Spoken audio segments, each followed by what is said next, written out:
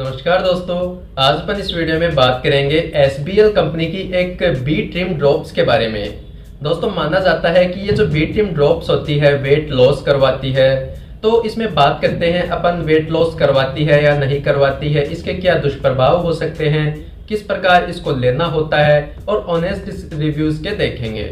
दोस्तों, ये जो बी ट्रिम ड्रॉप्स होती है ये होम्योपैथिक मेडिसिन होती है, मतलब काफी जो नेचुरल सब्सटेंसेस होते हैं उनसे मिलकर बना होता है ये बी ट्रिम ड्रॉप्स। दोस्तों, ये जो बी ट्रिम ड्रॉप्स होती है इसमें काफी केमिकल कंपोजिशंस अवेलेबल रहते हैं, जैसे थायरोडिनियम होता है, इसके अलावा कैल्केनियस कोनियम होता है। तो ऐसे काफी इंग्रेडिएंट्स अवेलेबल रहते हैं जो अपने जो नेचुरल हेल्थ होती है उसको मेंटेन करने का काम करती है।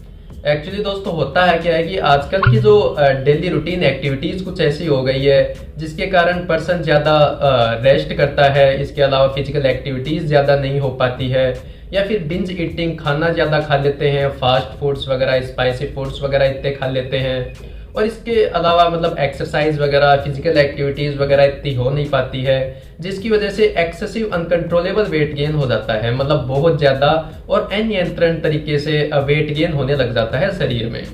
तो वेट गेन होने लग जाता है तो बहुत अचानक से वेट इंक्रीज होने लग जाता है, और वेट इंक्रीज होने के बाद में, जिसको ओबेसिटी बोला जाता है, BMI इंक्रीज हो जाती है, उसकी वजह से काफ़ी डिजीज कंडीशंस होने के चांसेस रहते हैं अपने शरीर में, जैसे ऑस्टियोपोरोसिस, जॉइंट्स वगैरह के, बोन्स वगैरह की डिफॉर्मिटी, इसके अलावा जैसे कार्डियक हर्ट की डिफॉर्मिटी, रेस्पिरेटरी की जो डिजीज़ वगैरह है वो बहुत ज़्यादा होने के चांसेस रहते हैं।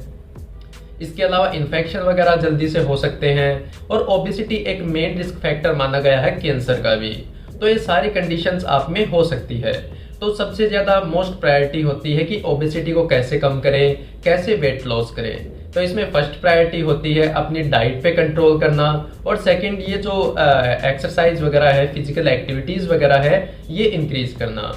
तो दोस्तों, ये जो बी ट्रिम ड्रॉप्स होती है इसमें जैसे थायरोडिनियम होता है, कैल्केनियस वगैरह जो होती हैं इंग्रेडिएंट्स, वो अपने शरीर में कुछ ग्लैंड्स वगैरह को एक्टिवेट करती है। जैसे किसी के हाइपोथायराइडिज्म की दिक्कत हो, अपने शरीर में थायराइड एक ग्लैंड होती है, तो उसकी एबनॉर्मलिटी जब हो जाती है, अगर किसी के एक्सेसिव थायराइड हार्मोन हो, किसी के लो थायराइड हार्मोन हो, तो जिस किसी के भी थायराइड हार्मोन की कमी रहेगी, लो रहेगा वो, तो उन पेशेंट्स में एक्सेसिव वेट गेन देखने को मिलता है।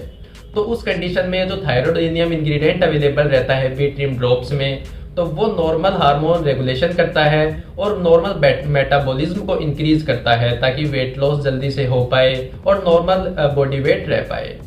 इसके अलावा दोस्तों, इसमें जो कैल्केनियस जो वगैरह होते हैं इंग्रेडिएंट्स, ये भी सारे जैसे थायराइड ग्लैंड पे, अपने बेसल मेटाबॉलिक रेट्स वगैरह पे, इन पे काम करते हैं जिससे वेट डिक्रीज हो जाए।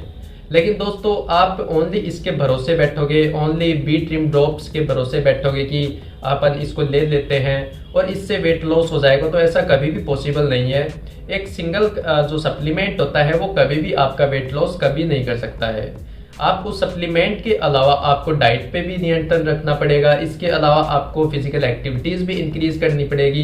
ये सारे जो सिम्टम्स वगैरह है, ये सारे जो ट्रीटमेंट वगैरह है, सारे मिलके आपकी बॉडी में वेट लॉस कर सकते हैं। दोस्तों, इसमें डाइट अगर अपन देखें तो अगर कोई ओबीज पर्सन है, कोई मोटापे से ज़्यादा ग्रसित है, उसको कार्बोहाइड्रेट्स नॉर्मल कैलोरीज में लेनी चाहिए, प्रोटीन ज़्यादा इंटेक करना चाहिए, और जो फैट होता है, लिपिड, वो ना के बराबर इंटेक करना चाहिए।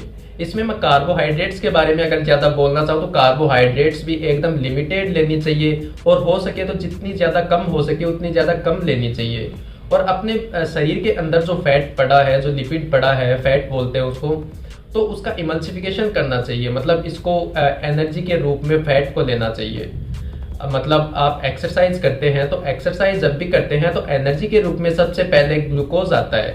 तो अगर आप कार्बोहाइड्रेट ज़्यादा इंटेक नहीं करेंगे, कैलोरीज ज़्यादा इंटेक नहीं करेंगे, तो आपके शरीर में ग्लूकोज प्रेजेंट नहीं होगा।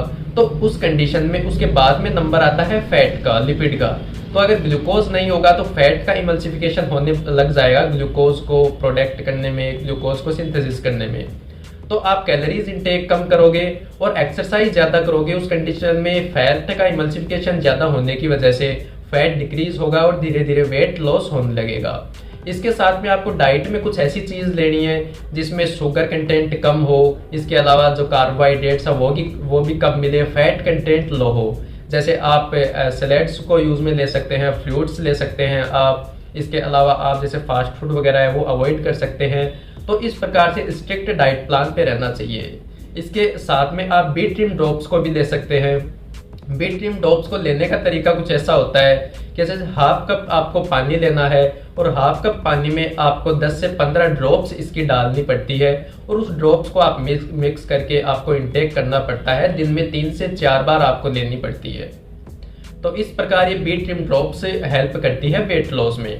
आप अगर सिंगल बी ट्रिम ड्रॉप्स पे डिपेंडेंट रहेंगे कि आप ये वेट लॉस कर देगी तो ऐसा पॉसिबल नहीं है। और मार्केट में मेरी मतलब जो नॉलेज है वहाँ तक कोई भी ऐसा सिंगल प्रोडक्ट नहीं है जो सिंगल प्रोडक्ट आपका वेट लॉस कर दे। आपको डाइट पे और एक्सरसाइज पे बहुत ज़्यादा काम करना पड़ेगा और बहुत ज़्यादा आपको इसके लिए स्ट्रिक्ट रहना पड़ेगा। दोस्तों, आप इस बी ट्रिम ड्रॉप्स को कभी भी अपने आप से इस्तेमाल नहीं करना है, हमेशा आप डॉक्टर के परामर्श से ही काम में लें और डॉक्टर के प्रिस्क्रिप्शन से ही यूज़ में लें। इसके अलावा दोस्तों, अगर कोई लेडीज है जो वुमेन है वो प्रेग्नेंट स्टेज में है या फिर लैक्टेटिंग मतलब बच्चे को दूध पिलाने वाली स्टेज में है तो वो भी बी ट्रिम ड्रॉप्स को एकदम अवॉइड करें, कभी भी काम में ना लें प्रेगनेंसी और लैक्टेशन में, जब तक आपके डॉक्टर जो है प्रिस्क्राइब नहीं करते। तो दोस्तों, बी ट्रिम ड्रॉप्स की इन्फॉर्मेशन आपको थोड़ी भी इन्फॉर्मेटिव लगी हो, थोड़ी भी नॉलेजेबल लगी हो तो वीडियो को लाइक एंड कमेंट जरूर कर दें। चैनल को सब्सक्राइब करना ना भूलें। Thank you.